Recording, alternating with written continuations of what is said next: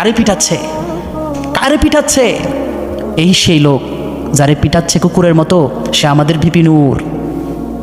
সে আমাদের ভিপি নূর। যারে পিটাচ্ছে সে আমাদের ভিপি, আমাদের নূর। সে আমাদের আলো, সে আমাদের আলো, সে আমাদের মশাল।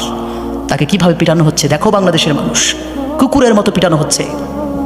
আহা, যাদের কারণে বাংলাদেশটা ফেসিবাদ মুক্ত হলো, যাদের কারণে বাংলাদেশটা আবারও ফেসিবাদ মুক্ত হতে পেরেছে, যাদের কারণে আমরা আবারও স্বাধীনভাবে কথা বলতে পারছি, তাদেরকে কিভাবে পিটানো হচ্ছে বাংলাদেশের মানুষ দেখো।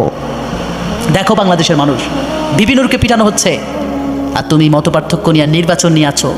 তুমি এখনো নির্বাচনের গান গাও। তোমার মুখে কি এখনো নির্বাচনের গান চলে? তোমার মুখে এখনো নির্বাচনের গান চলে, তাই না? বাংলাদেশে এখনো ফেসিবাদ দূর হয়নি। ভিপি নূরের মতো লোকেরা মার খাচ্ছে আর তুমি নির্বাচনের গান গাও। তুমি নির্বাচনের গান গাও। এখনো ফেসিবাদদের বিচার হয়নি, তুমি নির্বাচনের গান গাও। এখনো ফেসিবাদরা ফেসিবাদ বাংলাদেশ থেকে দূর হয়নি, তুমি নির্বাচনের গান গাও।